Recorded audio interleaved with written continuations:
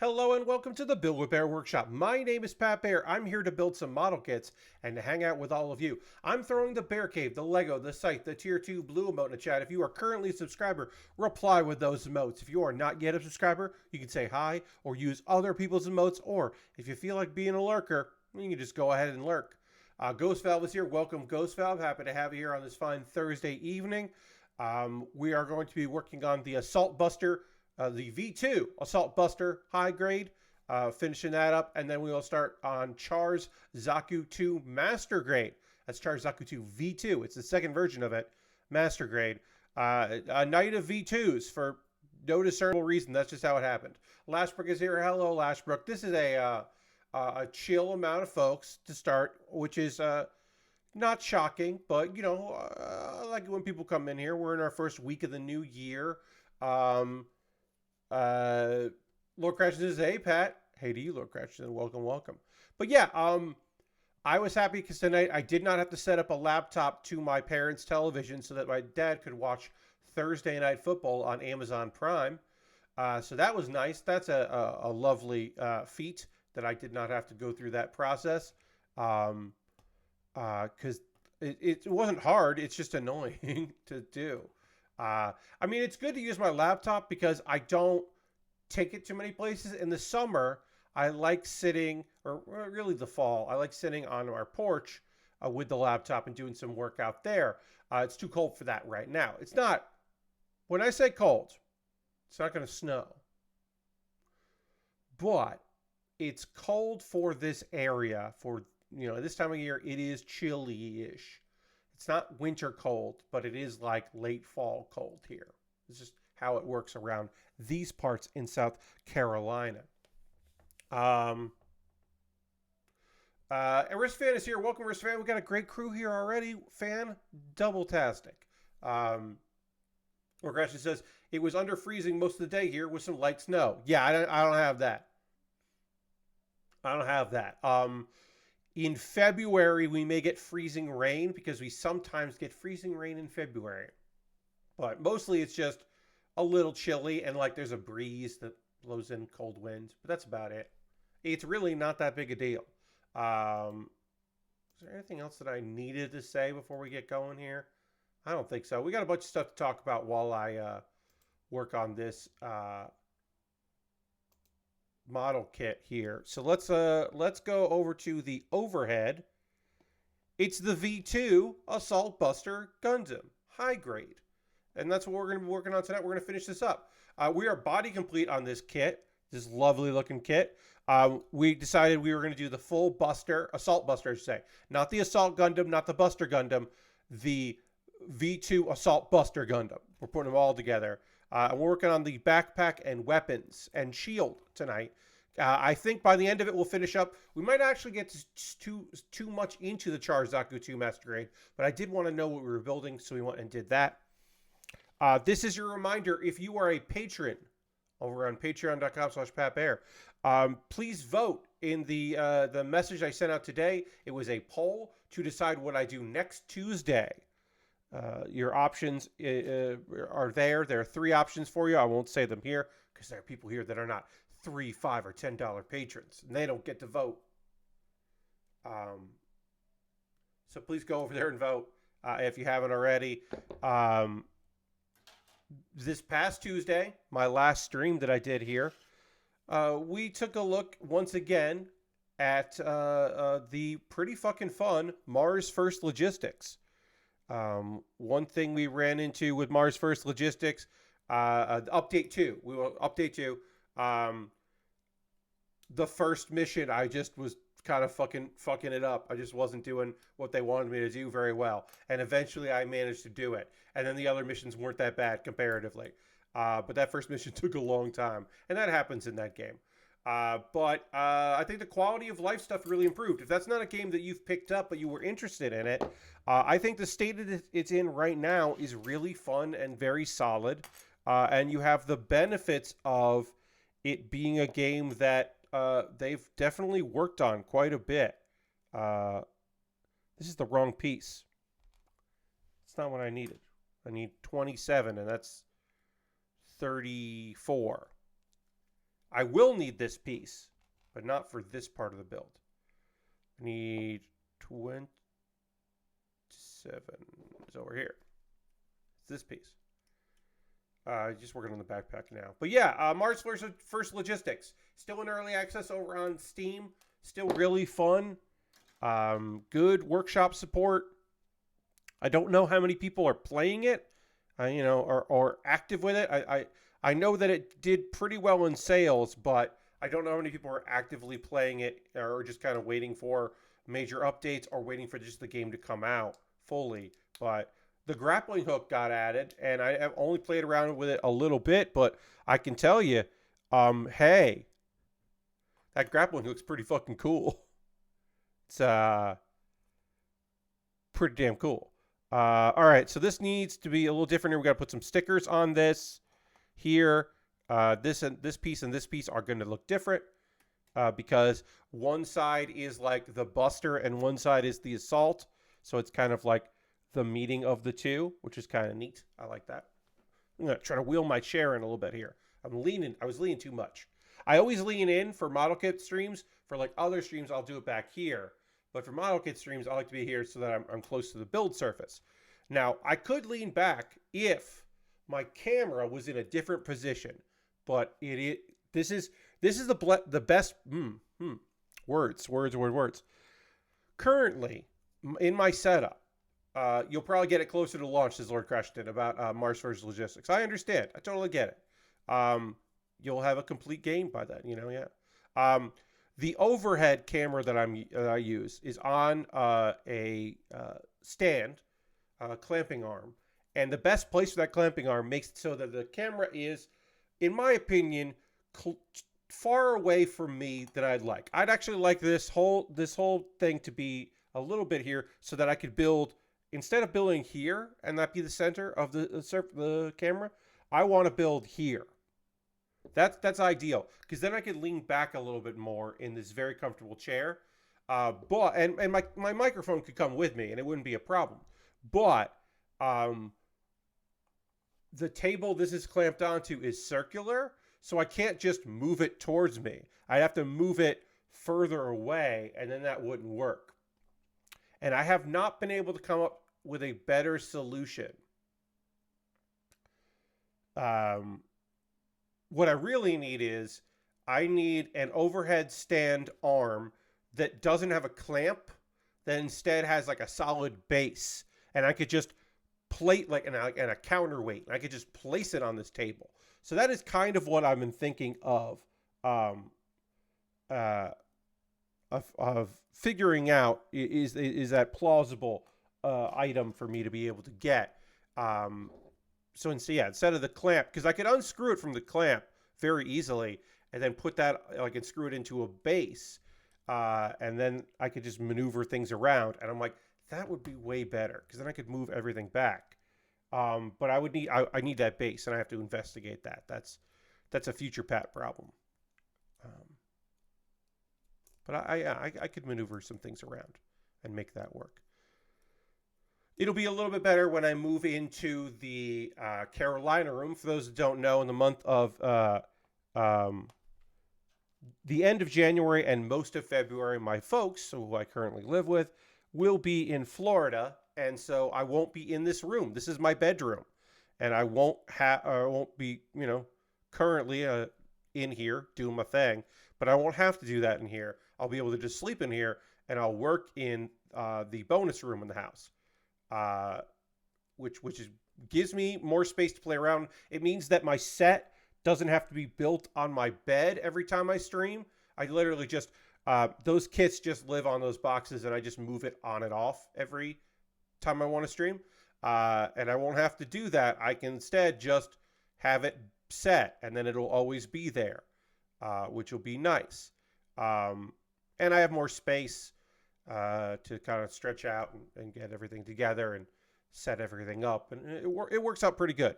And then I don't have this computer in here. I sometimes have my laptop in here, but mostly I just come in here to watch some TV and relax in the evening and kind of just de-stress in here. And it becomes like, I delineate the spaces, and it feels way better doing it that way, in my opinion. Um, and also doing that means that it doesn't feel like this house isn't being used, except for the, instead of just the kitchen, this room, and the bathroom. Instead, I'm also using another room. Every once in a while, I eat in the dining room, just because. I'm just like, just set up in the dining room. Or I'll bring my laptop into the dining room and do work in there, because the table's a pretty good height for that. Let's panel line this, because this piece is going to connect to other things. We can just panel line that right now using gray. We're just going to use the gray here. Would you want to feel fancy when eating? Yeah, I mean, it really just is a difference. Sometimes I'll set my laptop up in there and, just to get out of the Carolina room and change it all up. But I often just eat in the kitchen. Or sometimes I just take my plate and eat in the same room as everything else, because why not? But I take all my photographs of my food. I will continue that project. Last year, I cross-posted. I did all my posts on Twitter and Blue Sky. This year, I'm only going to do Twitter because I don't want to keep up with that. But for those that don't know, in an attempt to keep track of what I'm eating every day, as far as my dinner, just one meal a day, I post my dinner and talk about what I made on Twitter. I take a photo in a thread that people can mute, so they don't have to see that thread if they don't want to. But the people who want to can. And the idea is that I can be like, oh wow, I haven't had pork chops in a while. Let me get some pork chops next time. Or, oh, I ate chicken most days this week. Okay. Or, I gotta stop doing wedge potatoes. Why? Just bake a potato, Pat. Why am I doing wedge potatoes for so many meals? Or whatever. It's kind of nice to keep track that way. And then maybe a few people will be inspired to try one of my recipes or techniques, perhaps. Like my pan-fried chicken, or a new discovery since last year. A technique that I saw on TikTok of using an apple slicer, one of those apple slicers that has a little core, takes the core out and then slices it. You just push down. You can do that on a potato and make wedges really fast. And they're uniform-ish, depending on the size, the shape of the potato. And I was like, oh, I'll just do that. Now I do that. All right. B34 is a piece that I took off by mistake previously, and now I can use that. I will need this for a sticker here, so that goes there. Let me get these components together. Just working on this. All right. What do I want to talk about tonight? We've got wrestling news and gaming news, and I'm going to start with some gaming news. As you are aware, I am sure at this point, I am a fan of the game Hearthstone, the card game Hearthstone. Love that game very much. Play it every day. It is a good time, and is my afternoon game, is to get my dailies in, get my quests done, play some decks, try out some other decks.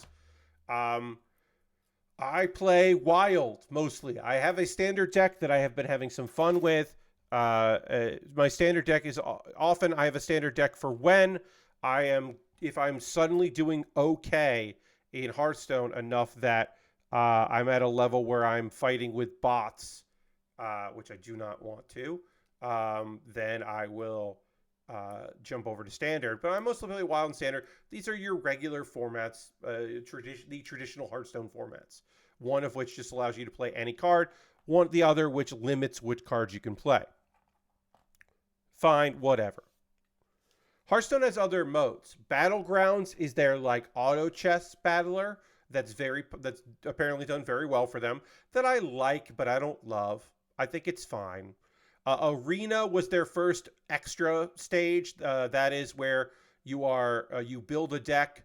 They offer you 3 cards at a time, and you pick one, and then you don't know what your other ones are going to be, so you're just picking and kind of trying to build a deck around what you got. It's a draft format that's gone through different phases of popularity over the years, but it was their first one. They have a thing called Tavern Brawl, which just messes around with the rules of the game, and it changes weekly. They go through. And then they start experimenting with duels, which is which is like you build a deck, but then also you get cards as you play, and there are weird cards, situational cards that don't exist, and it's like a way to introduce mechanics and play around with things. And you want to win 12 times, so it's a little bit like Arena as well.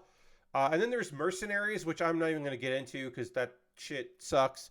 That is just clearly for whales, and I'm not interested.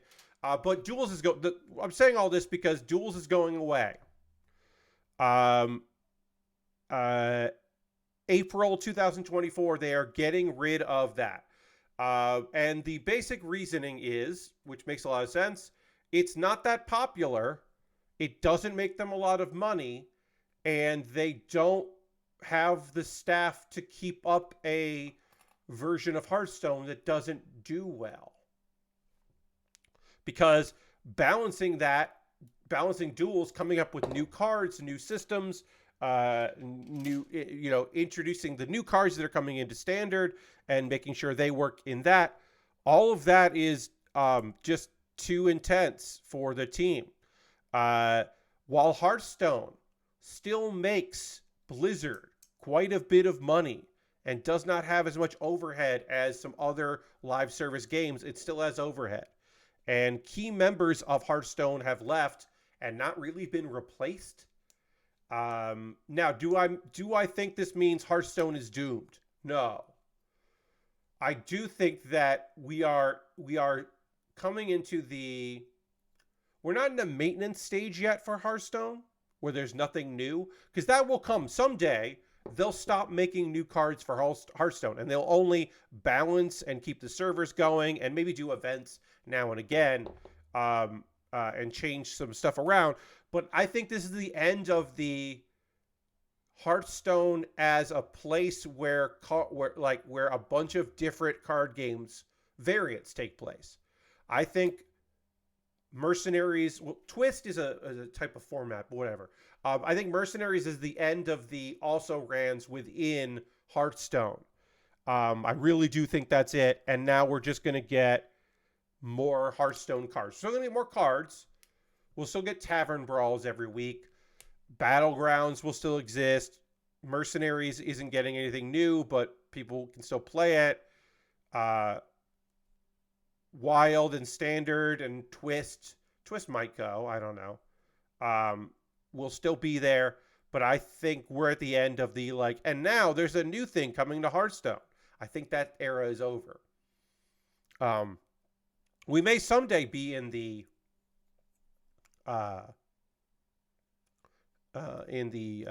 we certainly will at some day. I don't know if I'll be playing when it gets there, but maintenance mode will happen at some point when they're like, yeah, we're not doing any more cards, but you can still play it, because it's still a free game where you might be enticed to buy packs of cards and spend real money. Like, you might spend real money on the battle pass. You might spend real money on the mini sets. There's certainly money to be made in Hearthstone. I think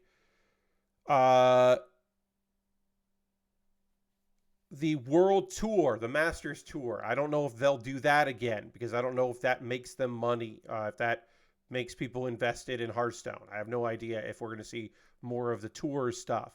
I don't know. But I was a little bummed. Now, Duels, the format, again, kind of like Arena, kind of like Wild, somewhere in between. I liked Duels, but I didn't play it that often. I guess the thing I'm most bummed out is there are clearly people at Hearthstone, on the Hearthstone team, who are really interested in that format, and they're not going to be able to work on it anymore. And then from an enjoyer of content people and content creators, I do know that Duels does well on Twitch streams, people that play Hearthstone and focus on Duels. That does well.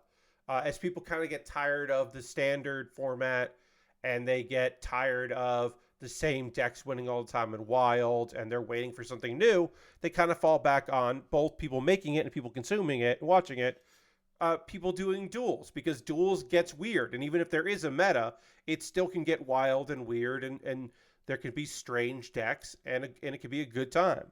Because there's a level of skill, but also a level of randomness to it. So, bummed for the people that have kind of decided that duels is where they're going to make some of their content because they're not sure.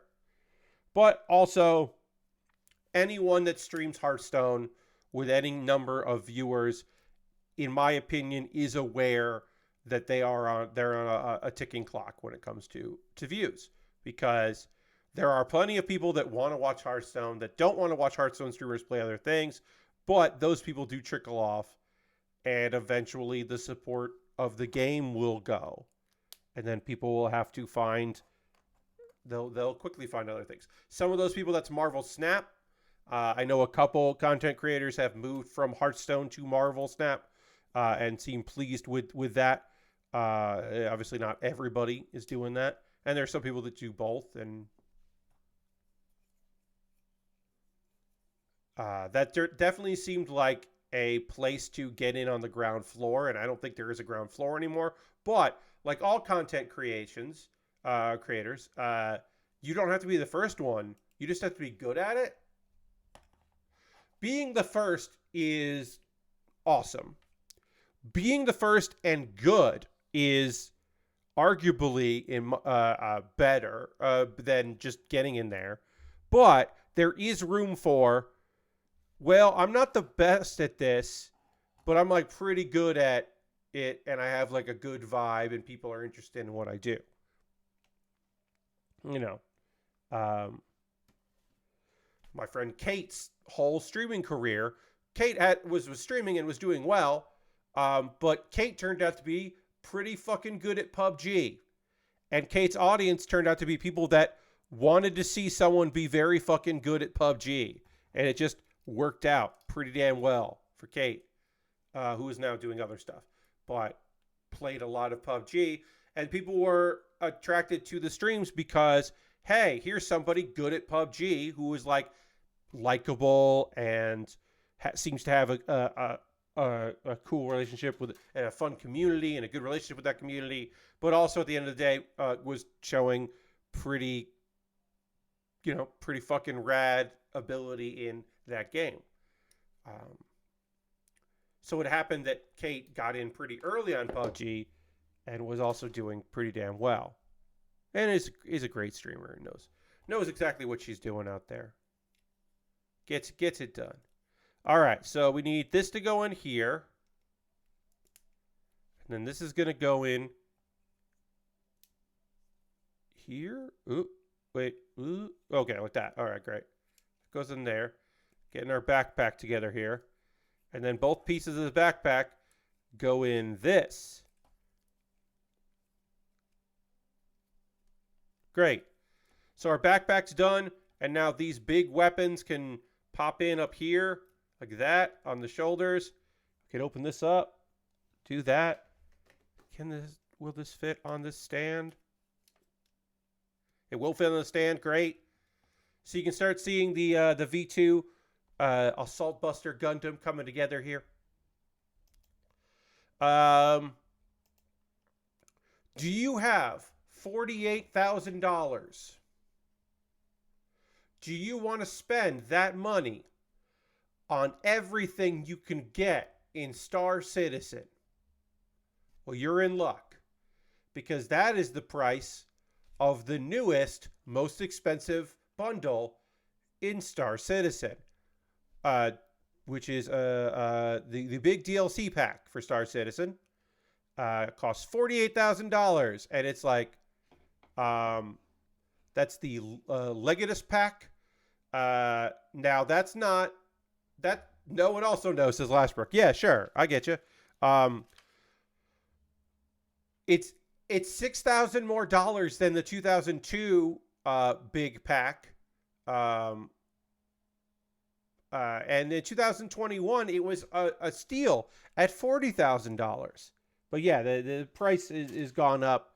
And some of the stuff in there apparently is not things that are out yet, that are coming out. You get 175 ships because everybody needs over 100 ships. You get upgrades. You get some mods to things. There's some specialty things. Now, here's the thing. I'm being a little facetious, friends. I'm being a little silly out there.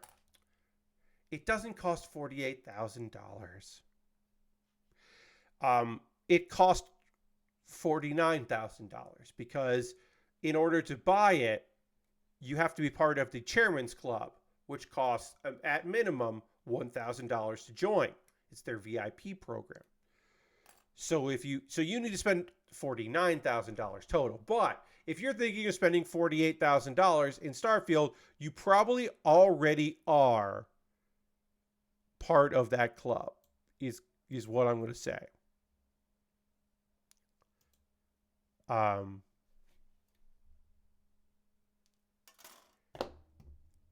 I have never had my yearly income be enough to afford that DLC in 1 year. That's never been I've never made $48,000. Maybe 1 year, gross. Maybe 1 year I grossed $48,000, but I don't want to say that I did. And I do want to make it clear. Harold just subscribed at 74 months, saying 74 months, that. Thank you so much, Harold. Appreciate you. Let's throw the Bear Cave Lego site tier 2 blue emote in chat. Thank Harold for the 74 months, because I just want to say, that's a lot of months to be supporting anybody, and I appreciate you, Harold. Thank you for your continued support. It means a lot. And I did want to make it clear before we move on from the Starfield thing. 48, really 49, but $48,000, not $4,800, $48,000. Yeah, never made that. Maybe we'll talk about more. There's no story here. I just want to say it.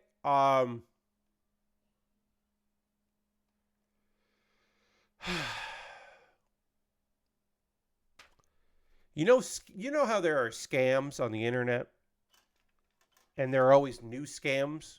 And right now, it's AI. AI is the new scam. It's businesses pretending to be using AI when really they're using cheap international labor. It's people presenting themselves as the solution to be AI. It's people saying that, like, the latest one today was people being like, I mean, people say that it's really it's not really like brainstorming. It's more like a game engine. Like, that's the spin they're trying to use. It's all this shit, right? It's all that shit is shit. It's all shit. Sometimes there are, like I said, there are new scams that come out. And you're like, well, everybody's going to jump on board this scam. And you forget that some people love to get in on old scams. Like, not even classic scams. Like, the new, like a scam that was new a couple years ago. And suddenly they're in it. And I'm not even talking NFTs. Because believe me, there are still people out there who are starting NFT projects. Because they're like, oh, it's refined now. It's like, no, it's not. No, I'm talking about Bitcoin or cryptocurrency, right? Not Bitcoin. Bitcoin kind of became the standard bearer for that. There's a new crypto out there, friends.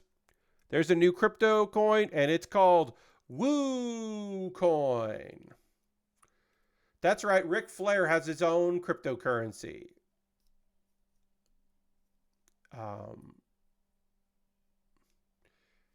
Here's how I know that I'm not convinced that Ric Flair knows what cryptocurrency is. His tweet about it mentions join the community on Telegram and get on the whitelist. And the whitelist is capitalized. The W in whitelist is capitalized, not the whole word. I'm not convinced that he knows what any of this means because he is just a very old man. He's just a very old man.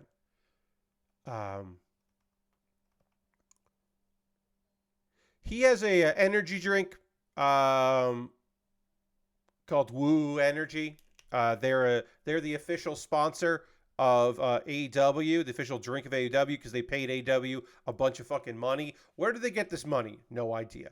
Not from selling their fucking mushroom-infused drink that nobody can buy anywhere, except the very middle of the country. Also, he does have a wings place, Woo Wings, which I believe is a ghost kitchen business. Because, of course, he's in on that scam as well. Anyway, the man is involved in a lot of questionable practices because he's a questionable man. But I did want to bring that up. Is there say here official Woo? I mean, I guess I'll go to officialwoocoin.com. I guess I'll go to that website. The man, the myth, the meme, Woo. Official coin. It's the only official coin, quote unquote. WooCoin, crypto world. It's all about embracing the essence of fun and flair. Yeah. Crypto adventure. It's more than just a platform, everybody. It's a celebration of the larger-than-life persona that is Ric Flair. Built to meme and designed for crypto enthusiasts, it's the ultimate homage to one and only Nature Boy. If there's anyone destined for the world of crypto, it's Ric Flair. And that's so fucking true. It's disgustingly true. Like, there are very few statements in the world that are both 100% goddamn accurate and also incredibly damning and not what you actually wanted to say. Like, the sentence, if there's anyone destined for the world of crypto, it's Ric Flair.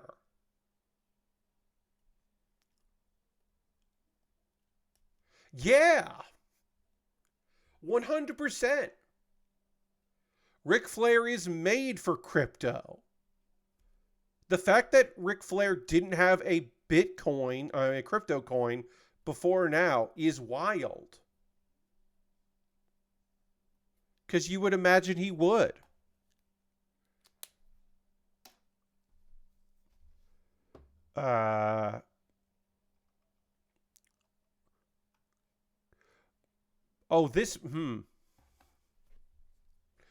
This meme coin is designed as a commemorative token for the sale of nostalgia and hence is intrinsically useless.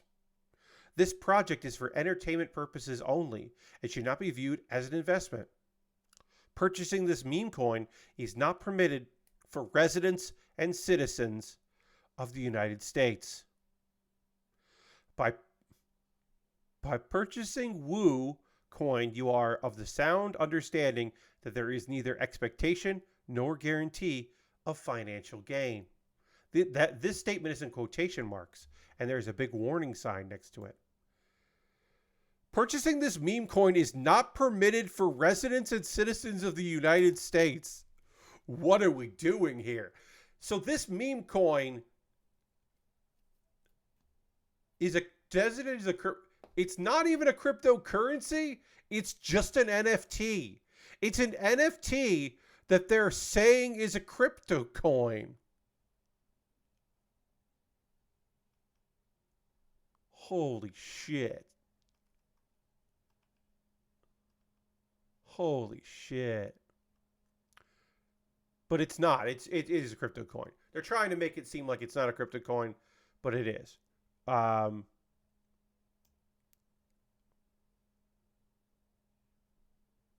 So it also is worthless and nobody gives a shit about it. You knew that. You knew that. Fine print. This is a scam. Don't do it. Yeah, they got to include that scam shit. Now, Now, Ric Flair won't include that in his tweet about it, but they've got to say it on the site. Hey, hey. The WooCoin is blockchain-based digital token designed as a commemorative token for fans of Ric Flair. The token's functionality depends on autonomous code running on the Ethereum network. Your use of the token is entirely your own risk. There's no warranties, blah, blah, blah.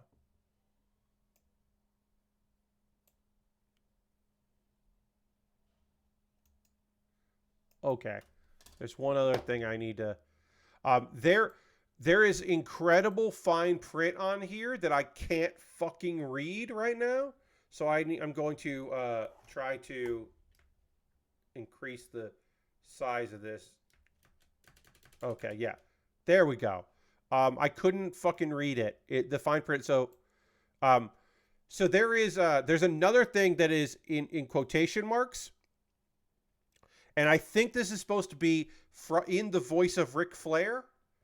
Again, this is probably just nonsense that won't hold up in court, but that wouldn't go to court, but also wouldn't hold up there. I want you all to know that I participated in the founder presale to obtain WooCoin. As a founder, I am receiving a share of the fees imposed by the network on purchases and sales of WooCoin. So I am assuming this is Ric Flair saying, hey, this is how I made money off this project.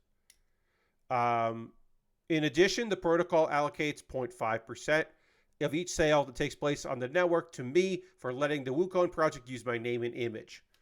I am excited about this potential, but keep in mind, I am not a financial advisor, and this is not financial advice. Because I hold WooCoin and have let the WooCoin project use my name and image, telling you about my participation could be considered a direct or indirect promotional activity for WooCoin. The value of my WooCoin may increase, including due to the promotional activities, and I may from time to time sell or stop promoting WooCoin, which may cause the price to fail.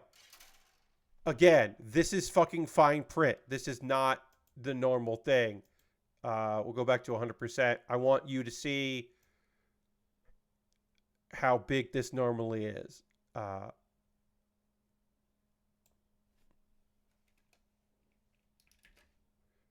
just there. I gotta do a bunch of things for you to be able to see this, but there. Okay, and then I'll save it as a photo in my downloads, and then I will open that photo in my downloads. And I don't know if I'm going to be 100% able to convey just how small this text is, but I think you'll get it. Okay. So, the text at the bottom, Ric Flair official WooCoin, that's about how big it is, the regular text on the page. This is the normal text. And this is the statement he made. And it, like I said, I increased the view on here, the zoom to 200% to read it clearly. There is text that is bigger than Ric Flair official WooCoin, but that's about the normal size. That's about the same size as the ad copy. So what I'm saying is everything's on the up and up, and this seems cool. This seems great and cool. Thanks, Rick. You did a great job, Rick. Jesus. Hey, don't buy these. Don't. You know. You know.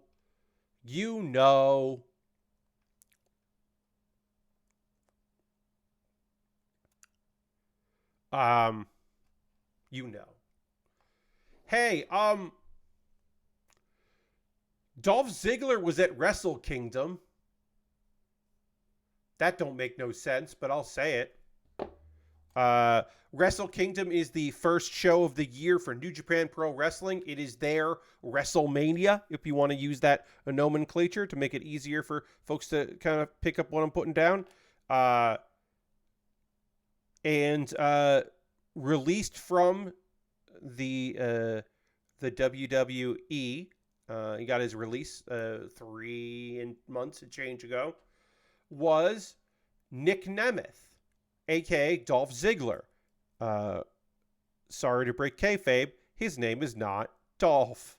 His name is Nick. Ryan Nemeth, his brother, was with him. They showed up in suits. They looked pretty nice and fancy. And they were just kind of there in the crowd, obviously at the behest of New Japan, but they weren't really doing anything. They were kind of observing. They were hanging out.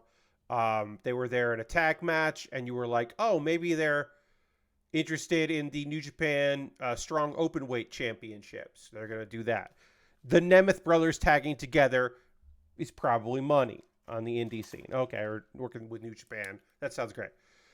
But then later, the newly crowned IWGP Global Heavyweight Champion, because the US and the UK titles were combined, unified, and also the leader of the Bullet Club, David Finlay. That's the son of Fit Finlay, if you're wondering. David Finlay was kind of like talking trash at Nick, and then there was a pull-apart brawl. And, I mean, I don't know if he's signed or if it's appearances, if it's for New Japan proper, New Japan Strong in the U.S., but I did not expect the first place that we would see Dolph Ziggler, a.k.a. Nick Nemeth, would be in New Japan. I certainly didn't expect to see Ryan, his brother, just in New Japan as well. That's good work if you can get it.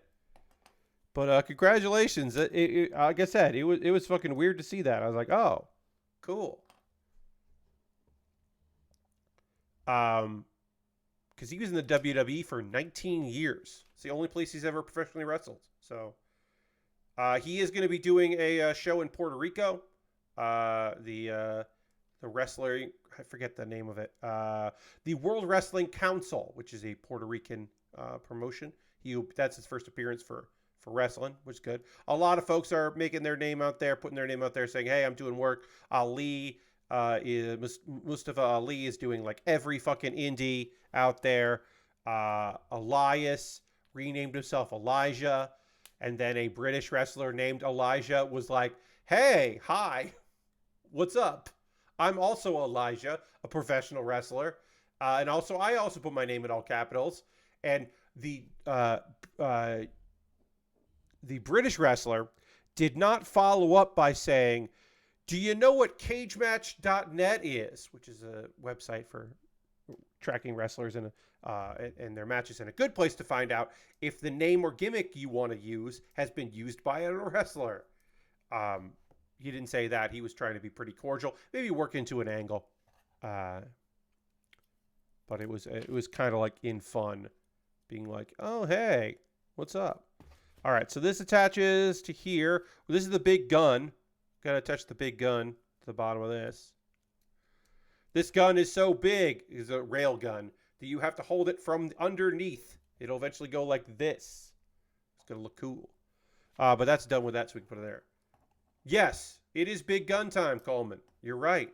We're putting this underneath, the underhand gun. Gun so big, you got to hold it from the top. You need proper wrist control for this one. But yeah, we got big guns, we got shoulder guns, got all kinds of stuff. We got one more gun here and a shield to build. I am a little worried because we did have a fracture here on our connector from my own incompetence that I had to go in and use liquid cement on. So we don't have as much movement on this arm, but we'll make it work. Yeah. The connector that goes between the shoulder armor and the chest, I snapped there, and so I basically used liquid cement to fuse it all together, which it did. It's working. It is not a perfect system, but it did work. All right, we got to build a shield here.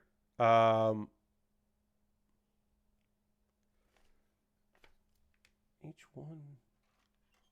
Okay. All right, yeah. Got to put a big old sticker on this. The big sticker needs to go on here. So yeah, Dolph Ziggler in New Japan. That's cool. I mentioned there was a title change There were all of the titles changed. If a title was up for grabs at New Japan, they did it. Now, could this have something to do with the fact that there's a new president of New Japan and maybe they're just kind of like changing things up? They wanted to show like, hey, anything can happen. I don't know. If it's just like all kind of stacked together in its perfect world, I don't know either. But everybody fucking got their belts moved around. The junior heavyweight titles changed hands.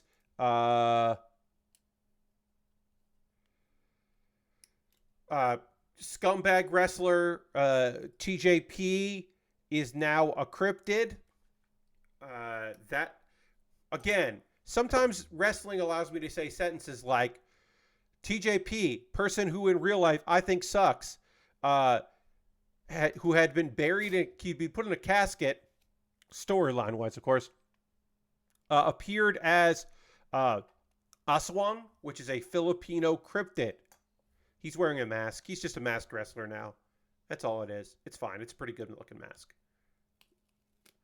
But yeah, he's a cryptid who also wrestles. And his tag team partner is just a guy. So it's pretty weird. He uses mist now because he's a cryptid. Let's see. Hiroshi Tanahashi, the new president of New Japan, the current president of New Japan, fucking the guy with the book. What's the first thing he fucking does? Gives himself a title. He's probably going to win anyways. It's not a big deal. But yes, he has the New Japan World Television Championship, the dinner plate belt. It looks like a TV tray. It's pretty fucking rad. He beat Zack Sabre Jr. I mean, Tanahashi was probably going to beat him anyway, but it's cool.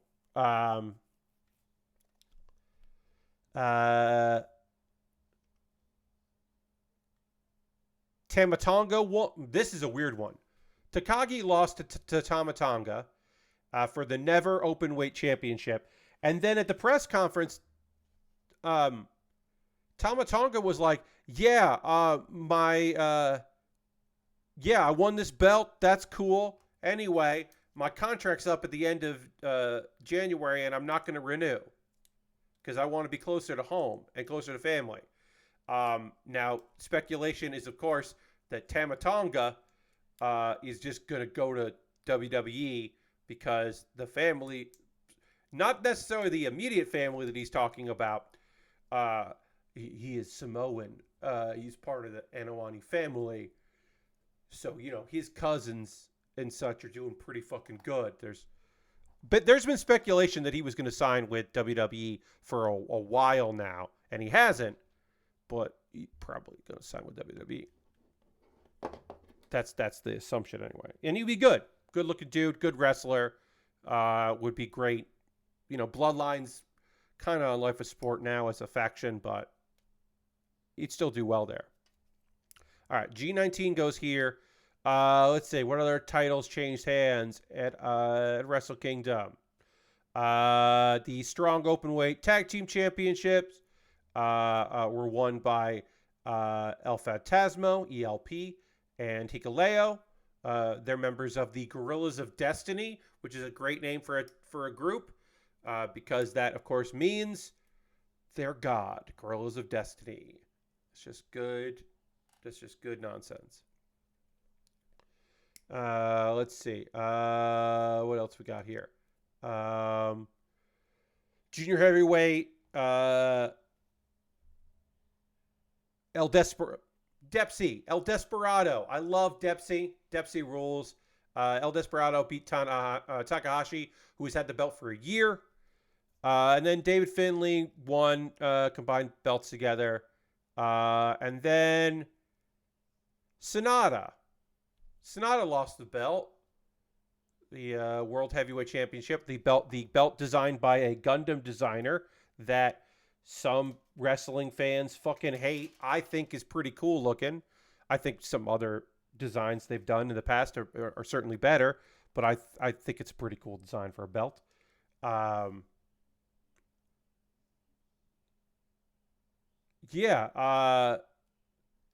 won, and then beat Sonata, went to do his famous roll call at the end of it, and then Evil showed up. That's Eve, all capital letters, Evil. It's a person.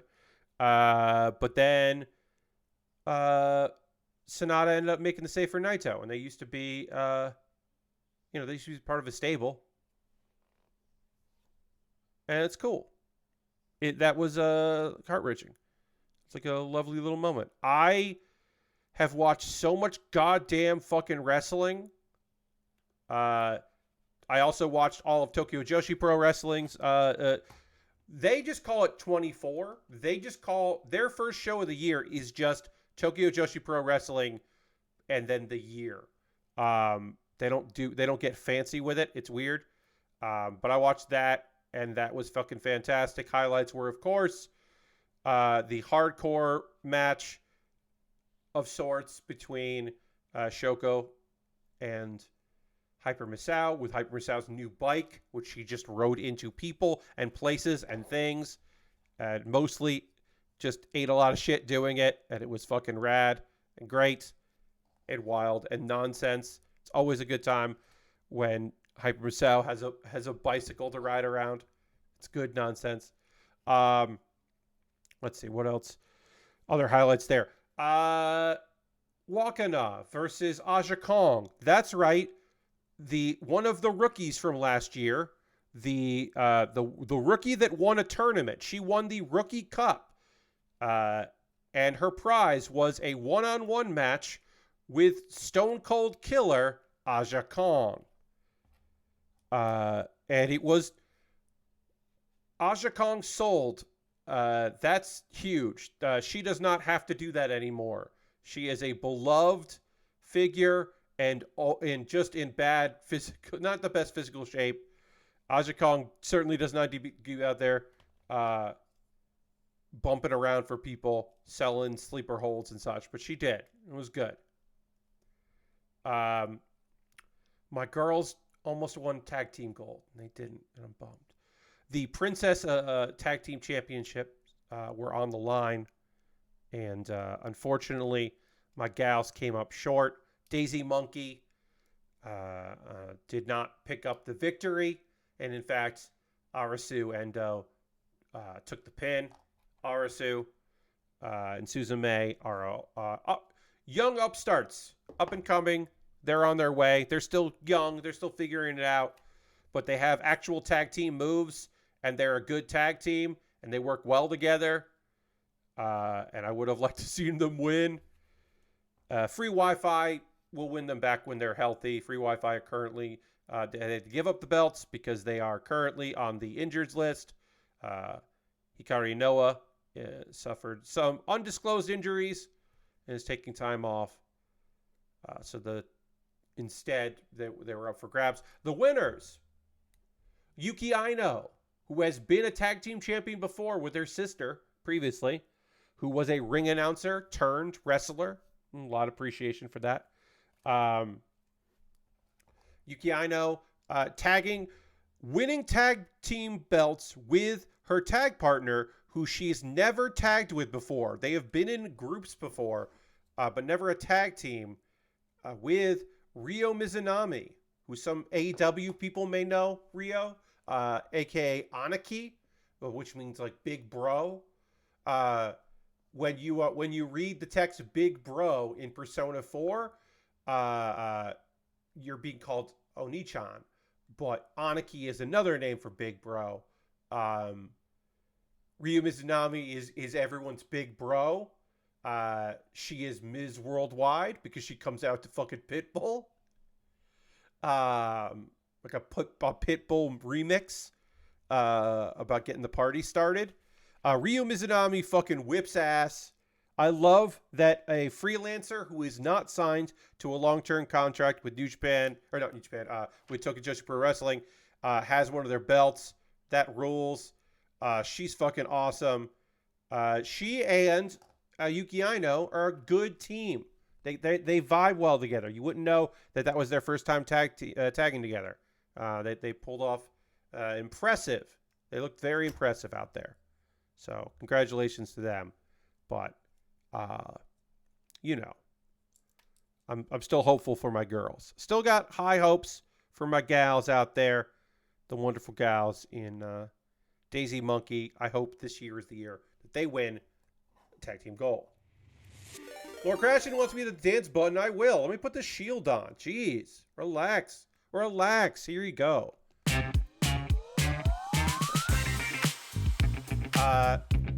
Tokyo Joshi Pro Wrestling. Two last things. One, Yuki Ri.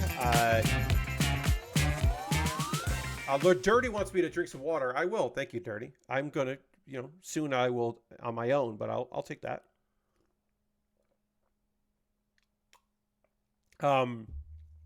Max the Impaler, the the International Princess Champion, which is their secondary belt, lost that belt to Yuki Arai, an active idol who is a good wrestler. She's a good wrestler. She's just kind of part-time. I don't love a part-timer having the belt because she is an active idol and busy.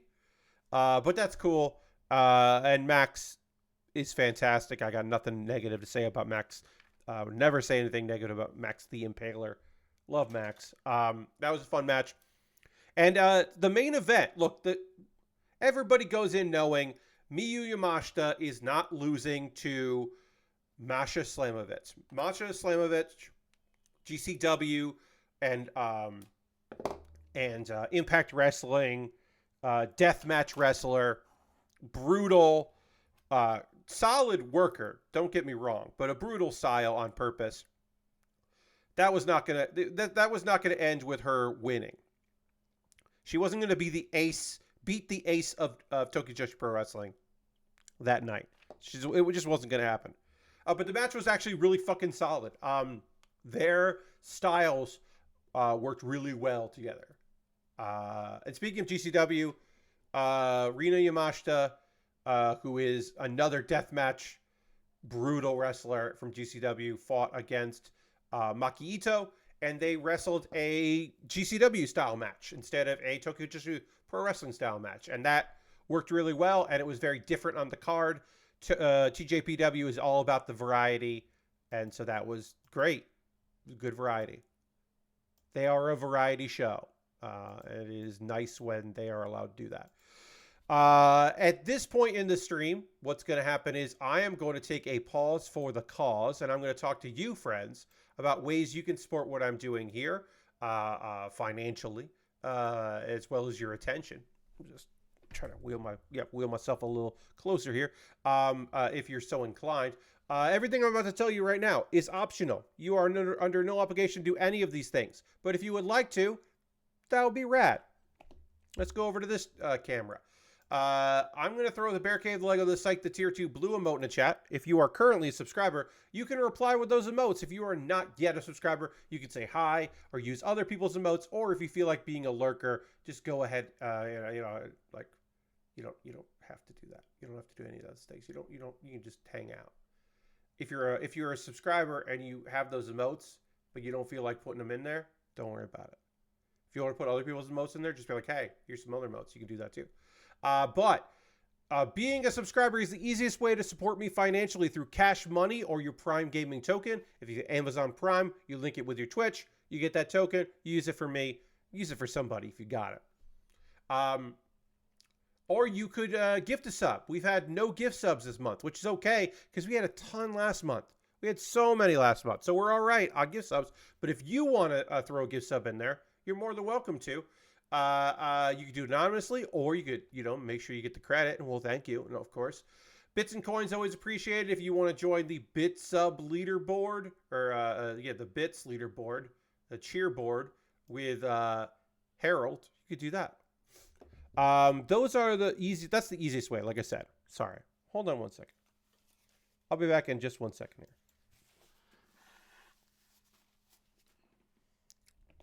Sorry, I had to take care of that. We're back. Everything's good. Just like that, Harold. Thank you very much. Another 10 bits. Cha-ching. Thank you so much, Harold, for that. Appreciate you. If you want to join Harold in the cheering, you can cheer. That's the easiest way to support me is here on Twitch because you're already here. You're already there. You probably have a credit card on file. You can just do it. There are other ways, like Patreon at patreon.com/PatBear. If you're watching this later on YouTube, what's up, YouTube? You can find all this in the show description below. If you're watching this later on the VOD here on Twitch, what's up, VOD watchers? You can find this by looking in the chat. Patreon.com/PatBear. Jump in on there if you're interested. Love to have you over there. There's a $1, $3, $5, and $10 tier. And patrons, if you haven't yet, if you want to check this out, I put up a poll for $3, $5, and $10 patrons about what I should do. I want to double check that's right. Yeah. I put up a poll about what I should play next week. I just want to make sure. Yeah, $3, $5, and $10 patrons can vote about what I do next Tuesday. So if you're a patron, you're in the $3, $5, or $10 tier, you haven't voted yet, please go check it out. Right now, one option is winning, but only 3 people have voted. So I would love for a few more to vote to make your voice heard over there on the Patreon, patreon.com/PatBear. I have a YouTube channel, youtube.com/PatBear, of course. Over on the YouTube, oops, I forgot the exclamation point there. Over on the YouTube, you can subscribe for free, of course. But you can also become a member. And members over at youtube.com/PatBear, they get my Wednesday video a day early. So the new project, which we'll talk about in a minute, that I just put up yesterday, if you would have seen that on Tuesday, had you been a member on my YouTube. Everything I make through, through all that. So those are, I should say, I'm going to delete this old thing, sorry. Those are monthly ways to support me. But there's also another way, one-time donations. If you just like what I do here and you're thinking, Pat, I'd like to support you in the future, you can go over to Coffee or PayPal and do a one-time donation if you're so inclined. And everything I make through direct donations through YouTube, which includes AdSense. So AdSense is like, watching my videos means that I occasionally earn some money on ads. And when I reach $100, I can take money out and then I can buy model kits with that. And I will do that. I am sometime in 2024, I will hit that threshold. I'm close to it. I'm like $7 away. It's going to take a little while. Watch some videos. It'll help me out. So that's another way to support me. Everything I make through all those goes into a fund. I buy model kits with that. The V2 Assault Buster Gundam that I am building right now, I bought off my wish list. I saw it on the wish list and went, you know what? I want to build that. I often buy stuff off that because it's stuff that I've marked as something I'm interested in. The next kit that I'm building, Charazaku 2 V2 Master Grade, bought that off my wish list as well. Now, when I buy something off my wish list, it goes into my backlog, and then I pull from my backlog and build from that. When you buy something from my Amazon wish list, it jumps the queue and becomes the next thing that I build, because that's how that works. So if you buy anything off the wish list, which you can look at there, put the link in there, it'll come through the mail. I'll make a dedicated video for my YouTube called a mailbag video about the thing that you purchased. And then, like I said, it jumps the queue and becomes the next thing I build. I've got Lego sets. I've got model kits. I've got inexpensive kits. I got expensive kits. I recently added the Gundam Seed Destiny Dagger L, which I thought for sure I had built, but looking at I've never built it. I think it was on my wish list as a pre-order, and then it was unavailable when the pre-order finally got fulfilled, and I just never built that kit. So that's on my wish list, because I would like to build that. But yeah, I've got inexpensive kits, I got expensive kits, stuff that's on sale, stuff that never goes on sale, stuff that's like expensive, but like it's kind of hard to find. And then there's some really expensive stuff at the bottom. And some gear. I also put some gear in there if you want to get some backup snipper clips that are like not high end, but they're like made in the same place they make the high end stuff. Or you want to get me a stand, because I always need stands because they eventually kind of fall apart. I got a bunch of things on there that I would be happy to build, or some tools that I would happy to use if you're interested. You could do that. over my Amazon wish list. And again, jump the queue. I make a video about it. It's the whole thing. My alternative to Amazon is Throne. I try to keep that up to date. I got to go back in there. There's some stuff in there that's not on my wish list, but mostly it's just to have an alternative to Amazon. And then the most convoluted way to support me is you go to USA Gundam Store. You buy a gift card at USA Gundam Store. They send you an email with a gift card code. Then you send me a whisper on Twitch or a DM on Twitter with that gift card code. I use that to buy something from USA Gundam Store. The most convoluted way possible to support me financially is to do that. If you want to support me, but you don't want to spend any money, join my Discord. I post build photos at the end of every stream. People post stuff they're working on. It's a fun community of lovely people. You're welcome. You're more than welcome to hang out in my Discord if you'd like. Couple video links for you to check out. Pat Bear's Anime Club. This was recorded live a weekend and change ago on the stream. It is my fall review / winter preview. The winter season has started. Tonight, I will be talking about 2 anime that I watched from the winter season that are new. If you want to get a heads up on that, or you want to find out what I liked last season in case you missed some stuff, you can watch that video. And now, on stream, I can finally talk about my new video project. I've been doing this now. I believe this is the 5th year of this project, where every year I do something new weekly. One year I did two projects because I got sick of doing one and then I switched to another project. But the idea is that every year I pick a new idea and I do it weekly. Every Wednesday there'll be a new video. And this week is the premiere of Kuma Bear, your weekly anime recommendation. Get it? Kuma means bear in Japan, so it's Bear Bear, but the second bear is spelled like my last name. These are going to be vertical size videos. They're shorts. They're going to be under a minute. Go up on YouTube. They go up on my Instagram. They go up on my TikTok. Because what if I blew up on TikTok? What if I blew up on Instagram Reels? I don't think either of those things are going to happen. But mostly it's on YouTube Shorts because right now YouTube wants people to use Shorts. So they're paying pretty good ad revenue for Shorts. So I might actually make a couple dollars that feed back into this through that. But at the very least, Kuma Bear has already done better numbers one day in to being a YouTube short than most of my other most weeks of last year's project.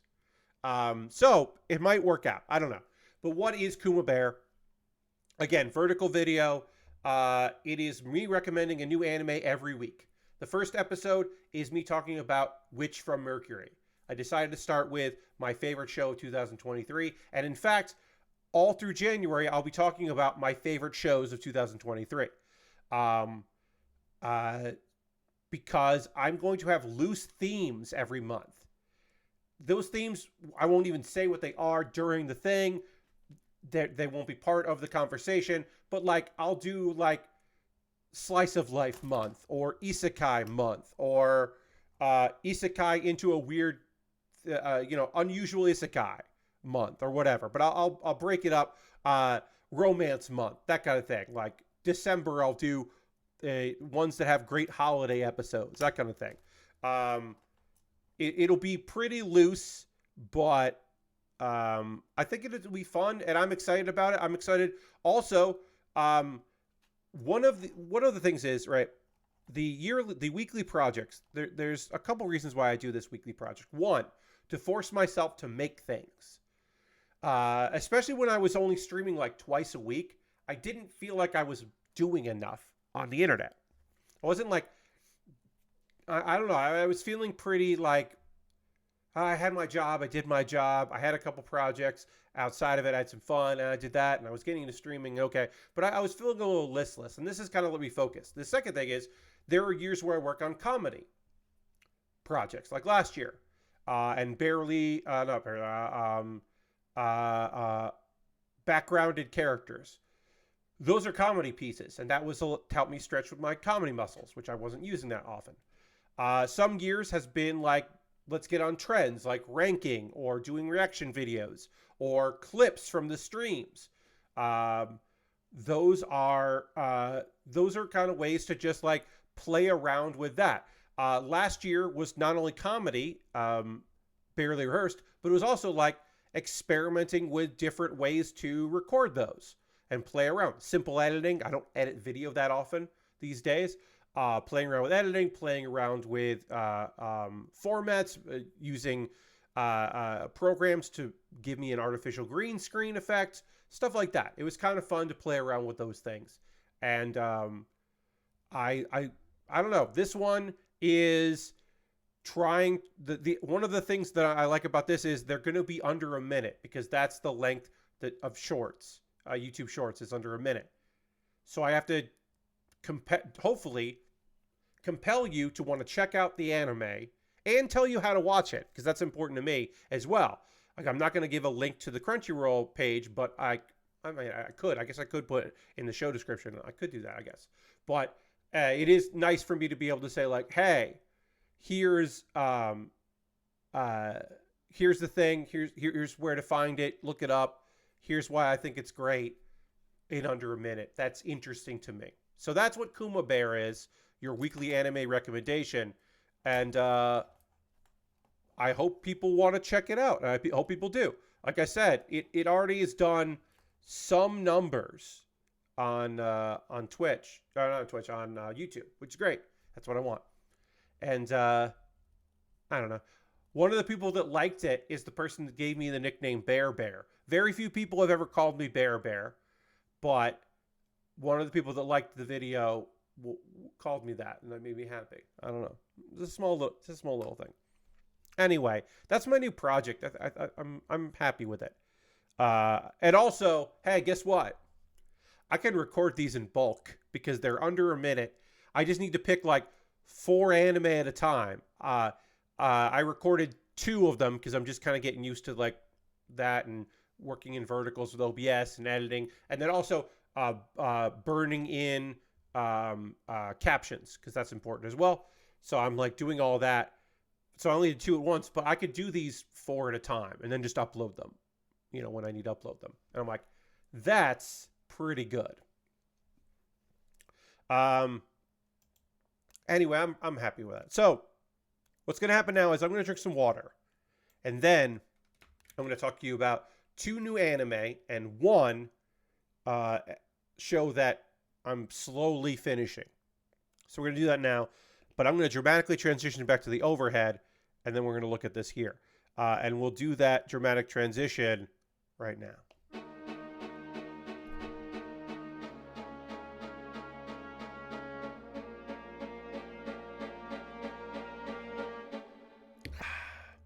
Okay. We have a gun to build, and when we have the we got a little extra fun little thing here, the cockpit. Basically, like, imagine this part here is like folds and slides in from the back, but that doesn't happen in this actual kit. The master grade does that, but not this version. So we'll build that, the core fighter. We got to build the core fighter there. And then this shield is supposed to fit in the hands, but it doesn't really want to stay. But okay, I got it. Okay. This gun is optional instead of that gun. We're going to finish it. We'll build it anyway.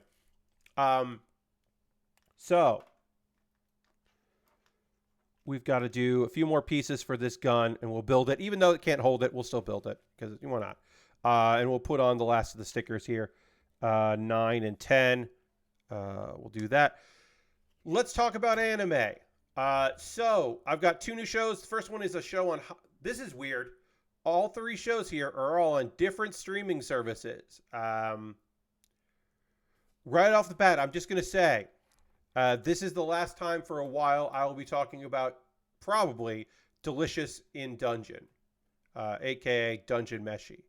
I think this will probably be the last time I talk about it. Not because I'm like, oh, I hated it, I don't want to talk about it. Quite the contrary. I think it's great. It's just it's on Netflix, and my Netflix subscription is going to run out. So in December, like December 18th or 19th, I believe. Or no, sorry, November. In November, Scott Pilgrim came out. Scott Pilgrim Takes Off, and I wanted to watch that, so I got Netflix. And then I was going to get rid of Netflix, and then the Yu Yu Hakusho live action was coming out, and I was like, well, I want to watch that, so I'll pay again. Turns out I didn't actually want to watch that because it's not that good. Side note, Yu Yu Hakusho live action, meh, meh. So I didn't have to watch that, but I did pay for the month. So I was like, okay, well, I paid for this. It's going to expire sometime. I had to decide, friends, if I was going to weekly watch Dungeon Meshi, which is a 2-core. So it'll be weekly for 24 episodes. Am I going to pay for Netflix until the summer to watch it weekly? A service I don't really use that often. Or am I just going to wait until it's over or it's close to being over, like the last couple of weeks of it, and then get a subscription for a month, watch all of it, and then watch anything else I might have missed? Like, I'm only a couple episodes into Pluto. I probably need to finish Pluto, but I could probably finish Pluto by the time my subscription ends. So anyway, I think I'm leaning more towards that. I don't think I'm going to be covering Dungeon Meshi every week. I liked the first episode. I think it's a good adaptation, but it didn't blow me away enough that, like, the manga is not an all-timer manga for me, for me to be like, I got this. Anyway, we might as well just talk about it now. I started talking about it. We might as well get into it. I'll do the other one first, second, but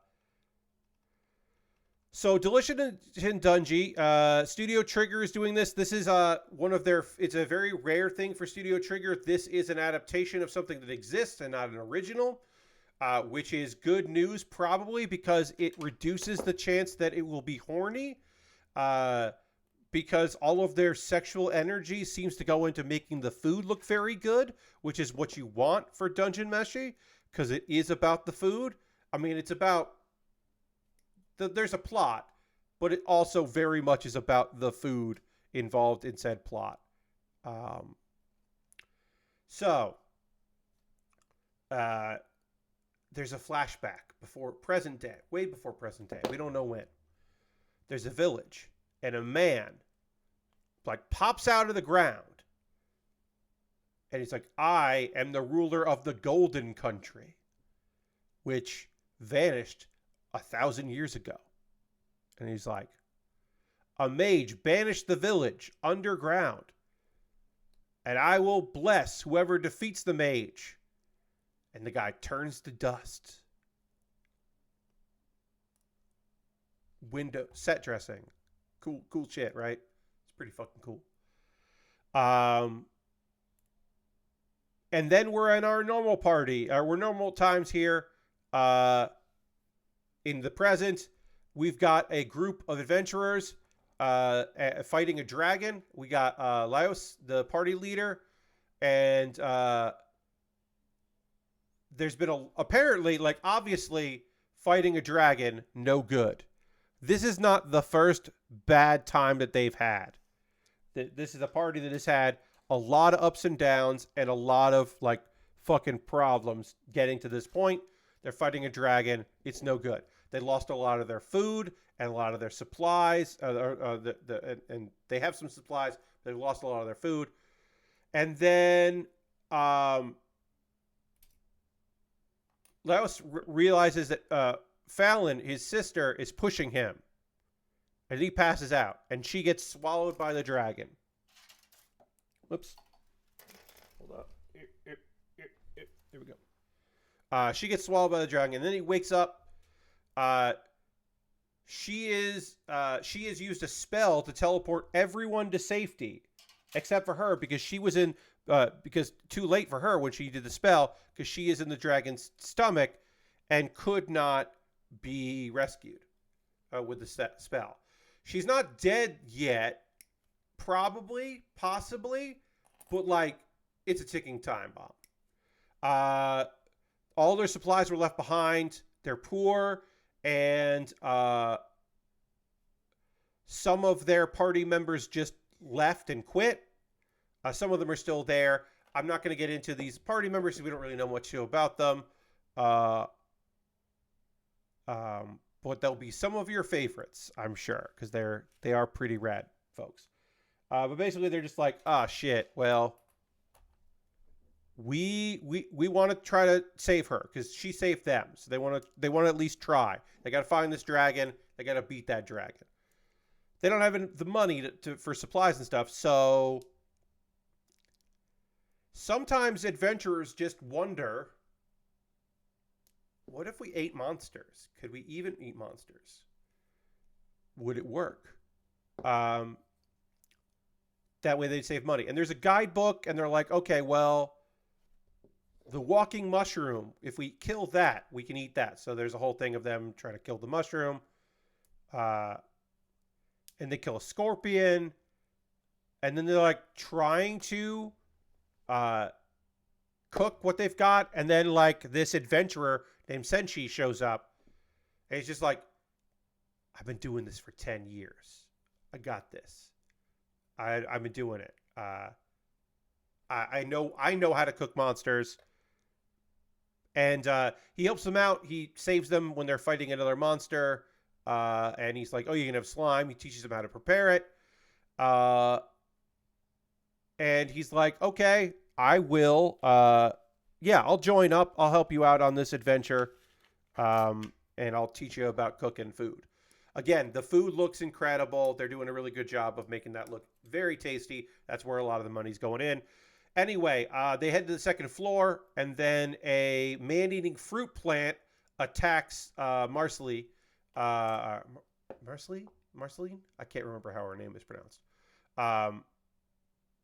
But then Laios attacks the plant's roots, and that's kind of the end of the episode. I don't know if I've done a good job describing it. Again, beautifully rendered. It looks really good. This is people's, like, we're starting the year off with some people's most anticipated show of the year. I am a known, I don't want to say hater. I'm a bit of a known hater of Studio Trigger. Studio Trigger, I think, gets a pass, too easy of a pass from some people. And I guess I think I'm definitely harsher on them than other people are. I thought this was a fun adaptation of a manga that I like but don't love. That I'm glad is getting an anime adaptation. And I hope it's great. Again, it's on Netflix. And I think most likely, I mean, I might end up talking about episode 2 next week, but I'm probably going to let my subscription expire, and I'm probably not going to watch this until the season's close to being over, and then I'll go back to it and kind of marathon through it. So you probably won't hear much more from me about this. Maybe next week. I don't know. Because there's a lot of other stuff that's available on Crunchyroll and High Dive, which I pay for. I already pay for Crunchyroll and High Dive, and I don't necessarily want something else besides those two. Speaking of which, let me tell you about my instant death ability is Overpowered, which is on High Dive. So far, it's the only show I'm watching on High Dive. I think there's going to be another one. Yeah, there'll be at least one more. Because they always have a couple isekai like this one. You may not have heard at all about my instant death ability is Overpowered. It is an isekai. It is a whole class of students gets sent over. And so some people have described this series as kind of it's not a parody, but it might be a little bit of a satire. It's at least knowing. It understands what kind of show it is, and understands like some awareness it has for the genre of the overpowered main character in an isekai. So what happens? One thing I will say, because I am I'm fairly up to date with this show when it comes to knowing about the manga. I've read the manga. I've not read the light novel. I rarely check out light novels, but I read a lot of manga. So I can tell you that the opening scene in the episode 1 of this anime is not in the manga. It comes way later. So there is a scene.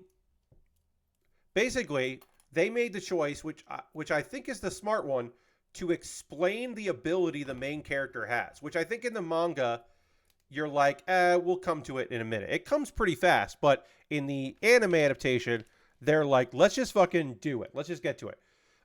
It starts off in the past, which is Yoguri, our main character's childhood. He is A3. I need A3. Yeah. There's like a science lab, and he is walking around, and he is trying to look for someone or leave or do something, and people are trying to stop him. And every time someone tries to stop them, he just looks at them, and they die. They just immediately drop dead, and it's not like choking or blood coming out. They just fall over dead. And this happens to anyone that tries to stop him from finding the person. Apparently we realize he's looking for someone, and anyone that's trying to stop him is just dead. He has the instant death ability. And now we're in the present. He's older. He's in high school, and he gets woken up by Tomochika. Tomochika is a classmate of his, and basically he slept through a bunch of shit, apparently. We find out later what he slept through, but this dude was just like asleep on the bus and missed a lot of bullshit that happened. Because the bus's frame is destroyed. Some people are already dead on the bus. And there's a monster. They're like clawing at the bus. And Yoguri is like, what is that? It's like a lizard or a snake. No, that's a wyvern. It's a dragon. There's just a dragon on the bus. You know how that goes. Sometimes there's just a dragon on the bus. Anyway, there's a dragon on the bus. And then he's like, oh, this is a different world. Okay. And then the wyvern just dies because it was a threat. And he's just like, yep, it's dead. Don't worry about it. It's dead. Now, in the manga, that's the first time we see he even uses powers. We don't get that, or we don't get the flashback to his kid. We just start with him waking up on the bus and figuring things out and immediately killing the wyvern. And we still don't quite know what's going on with his ability, but that's the thing of this anime. This guy, it was determined, did not have magical powers. He did not get this special ability. He was not chosen for this project, which is fucked up, and we'll get into what it is and why it's fucked up. None of that is true. He's just a guy that had an incredible ability on Earth already and is now in a fantasy world. So basically, Danamura, Tomochika Danamura. Danamura is just like,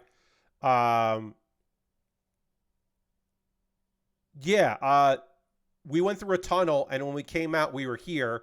And then a woman who called herself the Sage showed up, Scion. And Scion was just like, yeah, I gave you guys some abilities. It's called the Battle Song, which is just like their status bar. I gave you some powers. I'm going to need you. And hey, guess what? I don't need you alive, so if you're worthless, your death will increase magic powers. And if you want to survive, you got to do that, because I want to figure that out. She's like, it's an isekai, I did this to you. And the people that got the battle song, she's also mentally changed them, which is why they're so interested in killing one another, because the people that didn't get that ability, as part of her test, is like, hey, you need to get to this city. And the monsters, the dragons, are attracted to humans. So that's why some of them were left for dead, so that their blood would be, dragons would be attracted to it, to slow down the dragons. That's fucked, obviously. All of this is fucked up. It's so that our kind of not really feeling main character can just do what he needs to do, and we don't feel too bad about it, because shit's fucked. So people got strength, they got abilities, they got to complete some missions. Some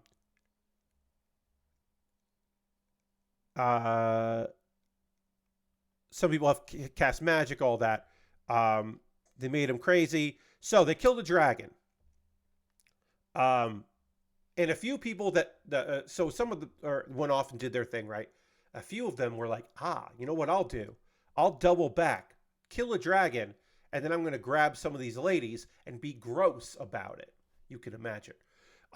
They show up, and then Yoguri just kills 2 of them. Because he understands their killing intent. Apparently, he can detect killing intent. So if you want to kill him, he can sense it, and then he will generally often auto just kill you. Not always, but often he will just auto kill you because he's got just a frightening, overpowered ability. Because that's this dude, overpowered to the max. And then one of the guys, because there were 3 guys, one of the guys actually, his magic is enslavement, and he enslaves himself. He's like, look, I'm not a threat to you. Now I have to do what you say. And that guy sucks, and I don't remember his name, and he's annoying, but he goes away for quite some time, I will tell you. If you got to this point in the anime and you're like, I hope this fucking guy's not around too long. Nah, he gets told to buzz off pretty quickly, which is great. And it takes a long time before he comes back. And that's the end of the episode. So, I like it. The deadpan delivery is done really well in this adaptation. I like the idea of, look, if you like comeuppance, a lot of characters get their goddamn comeuppance because it takes a very long time in this story before you meet anyone that has any sort of defense against our dude. And if you're like, well, does that make it interesting? A lot of it is the buildup of this, like, character. Sometimes it's monologue, sometimes it's acts of depravity that we see them do, or their plans. Listen to all their plans. Like, if you like pretty much instant karma retribution, this is great. Now, if you're like, okay, well, I can't wait, I want to read the manga, Pat, of my instant death ability is overpowered. There's a longer title. They shortened it. High Dive just went with that. The thing I will tell you is, the flashback we saw in the beginning gets fleshed out in the manga, and it takes fucking forever. That flashback is so goddamn long. I don't even think we'll get to touch it in the anime. Hopefully, if they do get near there, they'll just skip it because it's not good that way. But you could still check it out if you're so inclined. We are done with the V2 Assault Buster. We got our little racer here. We got a very cool looking kit. It's all decked out. I put it on the stand, but I'm going to try to take a picture like this. I think it looks rad as heck. We're going to change the lighting up so that I can take a photo, which is harsh for your eyes, but in photography looks way better than my regular lighting. So we're doing that. Let's just sneak this down. Put that gun right there. Yeah. Sorry. Great looking kit. And then we can swap this back there. Great. So yeah, I'm gonna be watching this weekly. I enjoyed it, the first episode. I think it's got a lot going on. Is it going to be the best show of the season? No. Is it going to be a show that, like, I can get anyone else to watch? Probably not. But I liked it. I enjoyed the manga. Again, if you like comeuppance, this is a good one for that, because a lot of people in this show are garbage, specifically so that they can just get killed instantly by a dude. And there are some good characters along the way. There's some fun characters in the show that are doing their best. Sort all of this. This is a kit from 2007, I want to say. So we got some older plastic here, some older ABS here. But it should still be a fun build here. Audio. Oh, yep.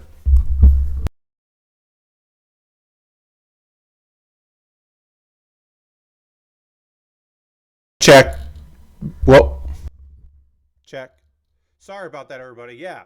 Audio bugged out. Mic changed. Mic. Yes. Thank you, everybody, for noticing. My apologies there. Audio peaked there in a bad way.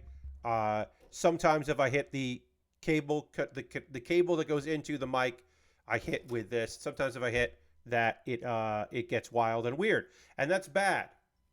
That's a bad problem. All right, so J, I got to sort this here. I didn't sort this yet. G, I thought I had sorted this. GHI.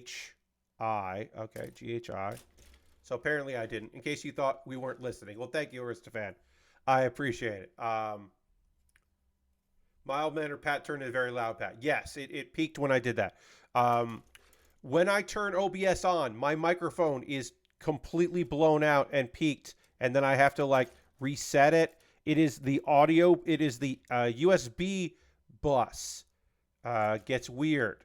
And it's only because it's not every time I open and close OBS. It's just because I have turned off my computer and then I am turning it back on, or I put my computer to sleep and then I'm turning it back on. That, for whatever reason, resets my microphone because it is where I plug in the USB. But it is a good place to plug in this USB. So I mean, I could play around and see if I could fix it, but right now that seems to be the solution. All right. So you can tell this is a cool master grade because it has a cool booklet from 2007. It's got a lovely booklet with lots of color in the middle there. Cool action shots. This is going to be a bit of a long build here because there's a lot going on with it. Lots of cool components here. We got some stickers. Right? Yeah. Looks like I went to start opening this and then just stopped opening it. That's fun. Good job, Pat. Good job, Pat, from a little while ago. Yeah, we got some regular stickers and we got some dry transfers, which we probably won't do much of. We might try them. I'm not good at dry transfers, but we might give it a shot. The thing I'm more interested in is just the regular stickers here. We'll get those on. I hope these are regular stickers. Are these water slides? I know these are dry transfers. Are these water transfers? Let me, hold on. Let me get out good old Google Translate here. See if I can read what this says. That just says marking stickers. And then this says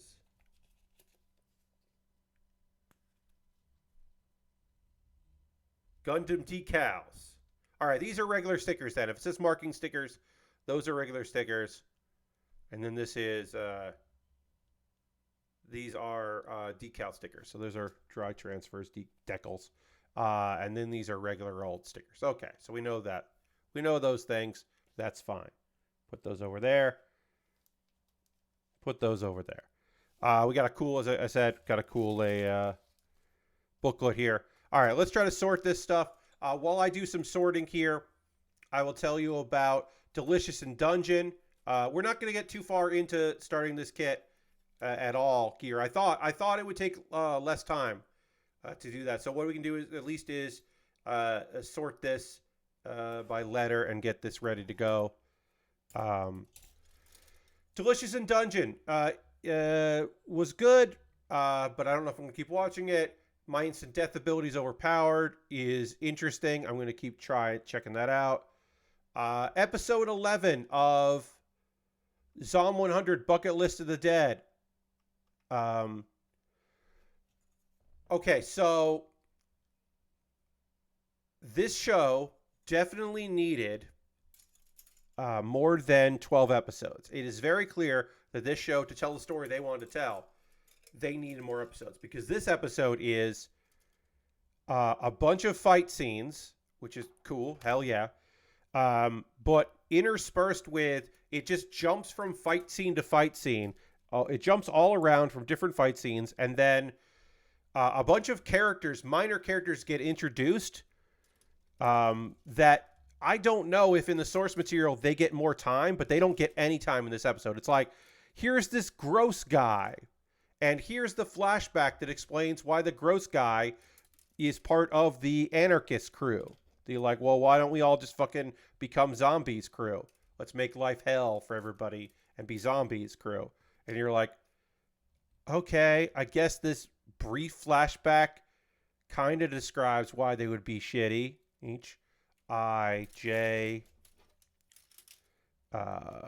K-L. Great. I got the bottom of this sorted. And then A, B, C. But anyway, our main character, Akira, his party, they are in the village that Akira's family is from. So he's reunited with his parents. But some shitty people showed up. What's this fucking dude's name? Higurashi is a childhood friend, but he always, like, childhood classmate, but not really a friend. And he's a shitty dude. He sucks. And he is going to release the zombies. He has released the zombies to cause anarchy. Because who cares? Life is fuck, and who gives a shit? He's there to be shitty and weird. Let's see, we'll do that. Do that. And we'll do this. And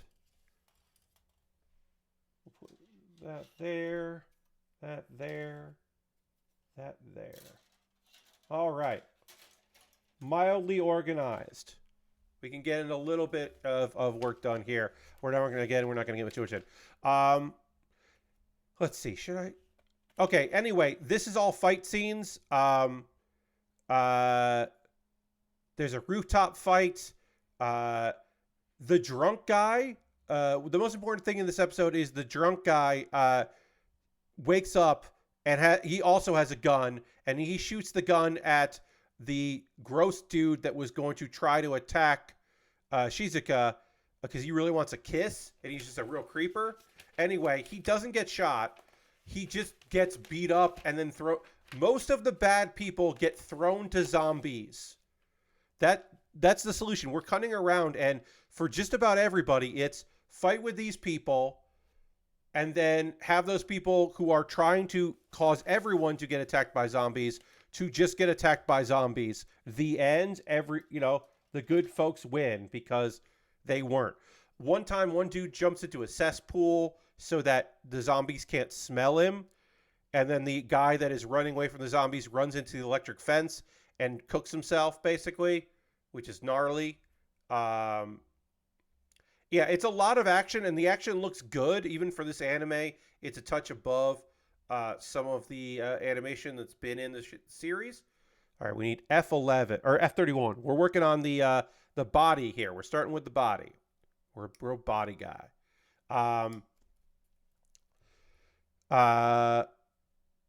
The dog is safe, which is great. The girl we met last episode is safe. Beatrix uses the zombies to destroy the water wheel, which will then get rid of electricity.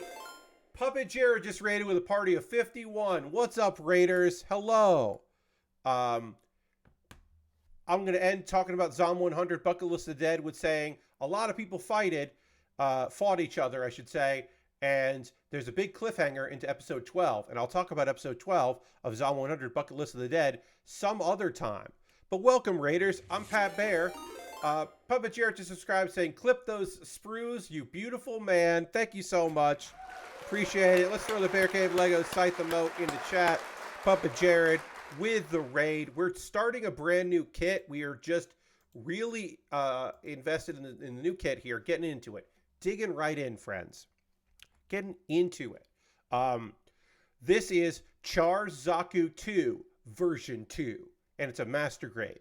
And if you're saying, Pat, what's a master grade? What does that mean?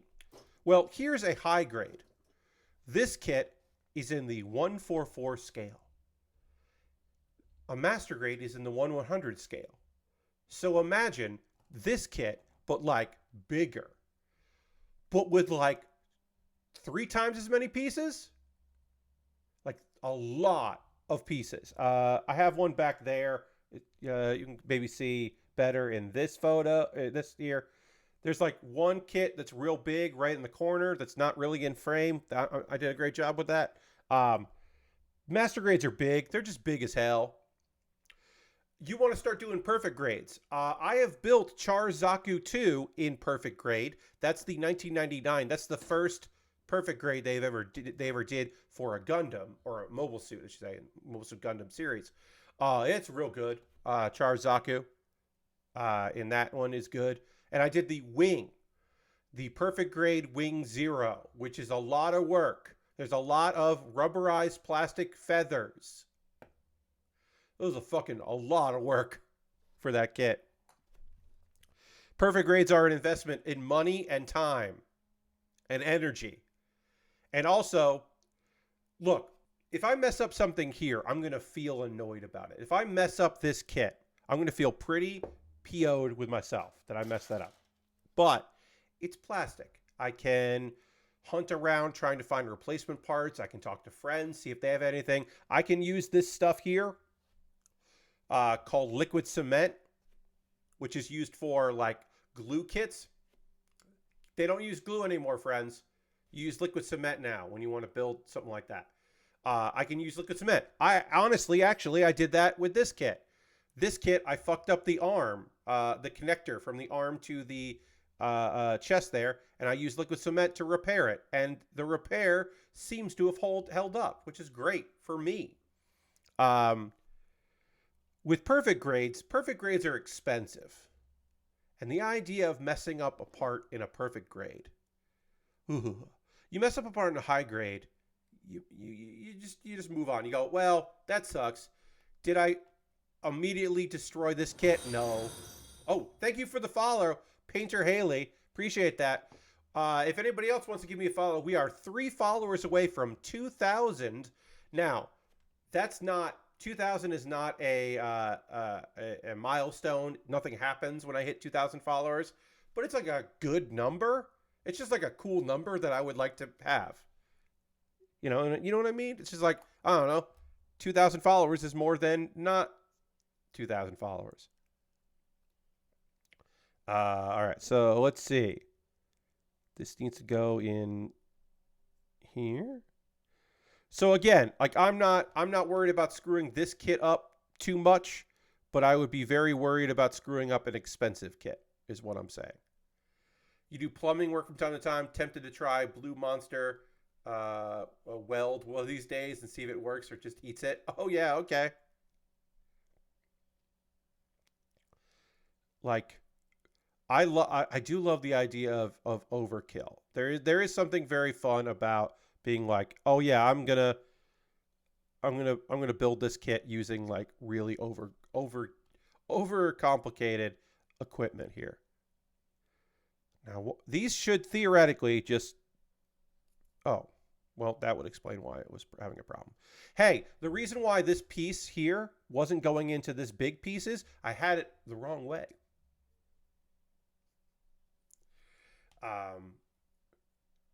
My recommendation is if you're a model kit builder, if you like building the kits and you enjoy, that's the thing you enjoy, and you want to share that with the world, you want to stream, you want to make videos, Overkill is my favorite Men at Work song. Nice, Harold. If you ever want to get into this part of this side of it, of like streaming and stuff, you just have to know your limits. And my limit is about 2 hours. Unfortunately, I love this raid. I'm so glad we got raided. It's so nice. I didn't even give a shout out to Puppet Jared. I'll have to do that here. I got to give a shout out. Like I'm thrilled, but I have discovered for myself that 2 hours is about my limit. Once I build for more than 2 hours, I'm just like not great at it. Now, I also will make mistakes 10 minutes in, but 2 hours in, I'm making some judgment calls that are not great. More than 2 hours.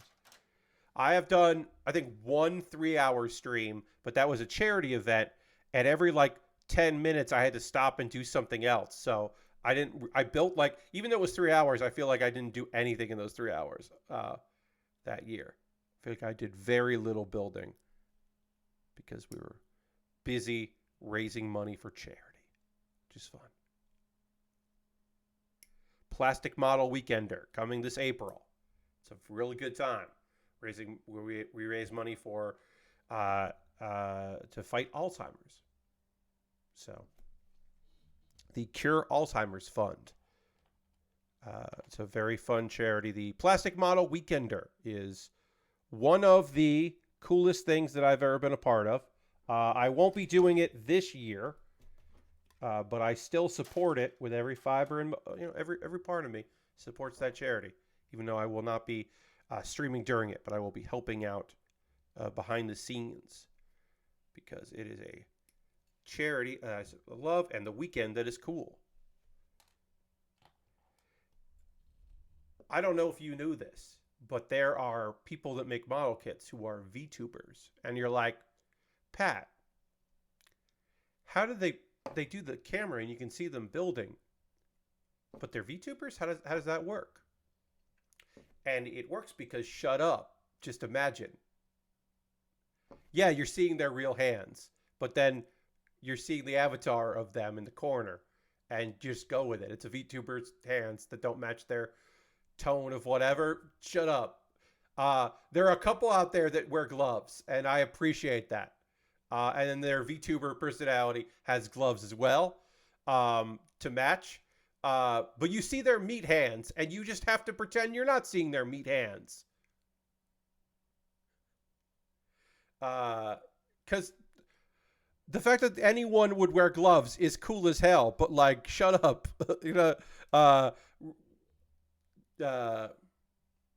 Gloves should be muscle. Well, like, look, there's immersion breaking.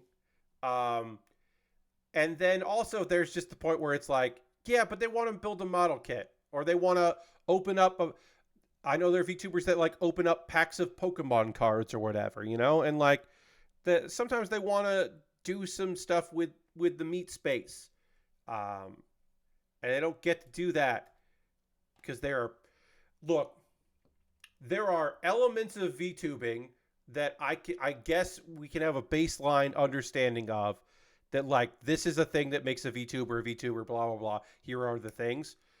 But if there's any kind of thing in this world that we can just be like, I don't know, do we really need like etiquette rules for this? Or like, can we just like, can't VTubing just be just like a whatever? Like, just, oh, you do that, you're a VTuber. Okay, here you go. Like, I don't know. I'm not the VTuber police, so I'm not out here passing judgment on people. But yeah, there are model kit building VTubers. I can't suspend my disbelief if I see their meat body and it doesn't match their VTuber bodies. Yeah, I mean, look, I understand how there are some people that is true. I don't know if that's, if you're joking or if you're accurate there. If that's your real feeling. But I understand how immersion can break for people, and they don't like that. There are people who, like, they have a voice they use, a character voice they use. Now, some of that is people who are like, oh, I turn myself up to 11 or 12, and I adopt a persona when I'm streaming or whatever. And then you hear them in real life, and you're like, this doesn't fit with that. What's going on? But then there are also people who are just like, doing a character, right? They're doing a performance piece, and that's not who they are when you just talk to them, right? Like, if you know the comedian Connor O'Malley does not scream 24 hours a day. He does scream, don't get me wrong. But, like, Connor O'Malley is doing a character when you watch his videos. It is a performance. See, that is not that dude all the time. But flip it, reverse it, turn it around. There are some comedians out there, you're getting who they are. That's their vibe. Their vibe is Joe Pera, comedian Joe Pera. That dude is hard to hear sometimes because he is a very quiet, unassuming guy. That is not a bit. He is just a quiet dude. He is like a quiet, introspective, very funny, very talented, lovely little like guy. But like, yeah, that's his persona. Like, that's not a persona. That's just him doing shit. All right, goes something like that. Depends. So yeah, I can understand if you're like, to the point there. If you're like, I don't know what like this VTuber is a dragon. I have in my head, I have accepted that this VTuber is a dragon, and I can't accept right now that this dragon is talking to. I can see this dragon's human hands assembling a model kit. Like, I do understand where you're coming from with that. Okay, I don't know why this doesn't want to attach the way I want it to. Let's build the other part, and then we'll see. Again, at some point, I'm going to have to give up this build or for tonight because I am going to get tired, and I'm going to... What I don't want to do is force these pieces together, right? Like, that's the kiss of death. If I start, like, trying to make this work by force, like, that's not going to happen. That's just not going to happen.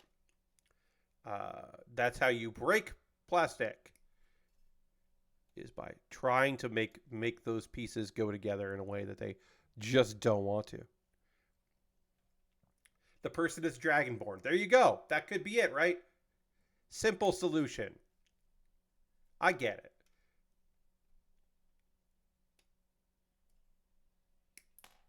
I don't know. I think it's because I have a performer's background that doesn't bother me. Like,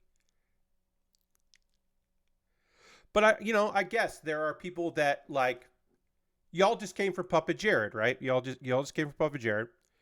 I guess there exists people amongst you that have gotten recommended the channel from various people, and throughout the years you got, or throughout the time that Puppet Jared has streamed, and you got recommended because it's like, oh, the content's fun, and this VTuber is a good time, and you should check this out. I know you'd like this, and you check it out, and you're interested in it, and that's what's going on. And maybe you didn't come from Dorkly and College Humor stuff with Puppet Jared, and so you don't, or like you don't listen to the podcast that Jake does, and you like the podcast, so you're like, well, I'll watch the streams.